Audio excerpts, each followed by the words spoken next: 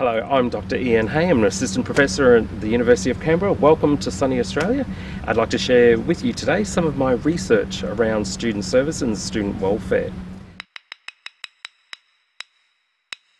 I was a public servant in two education departments, one in Queensland and one in New South Wales, where my chief responsibility was student welfare and student support.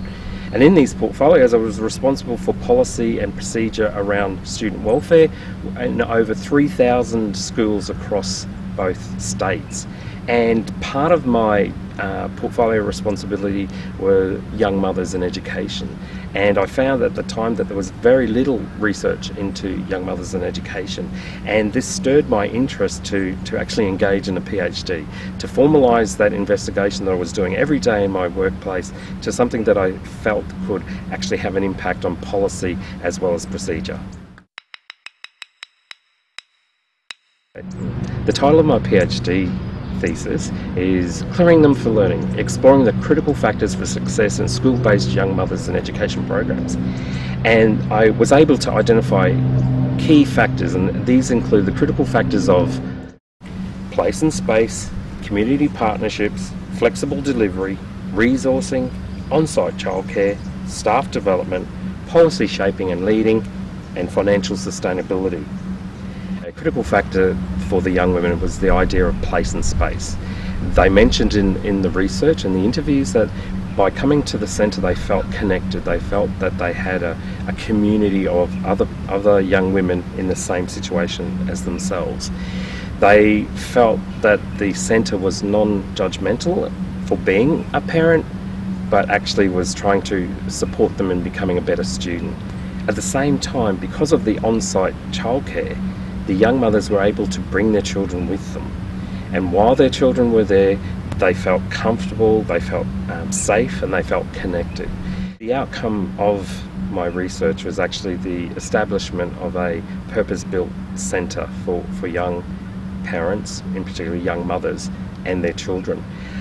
In my research I was bold to suggest and actually reinforce the importance of place and space for young mothers, and that a purpose-built space would allow for other services to access this particular group of students.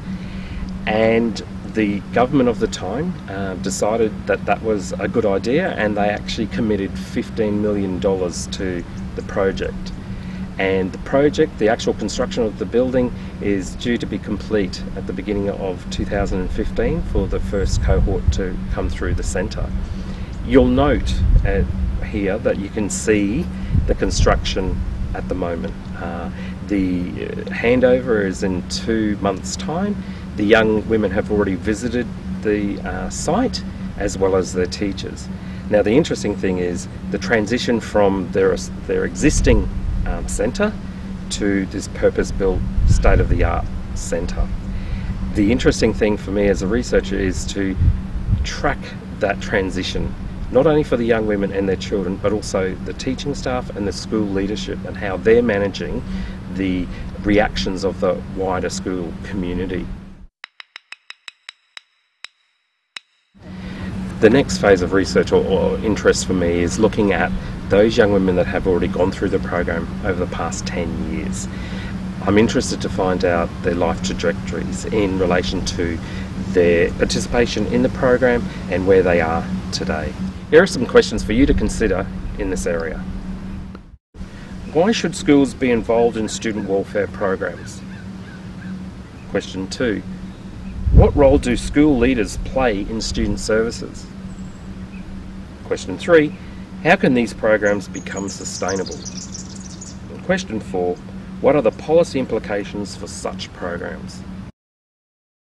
As you can see from this presentation, my interest is in student services, and in particular student welfare, and the impact that has on student learning and student engagement.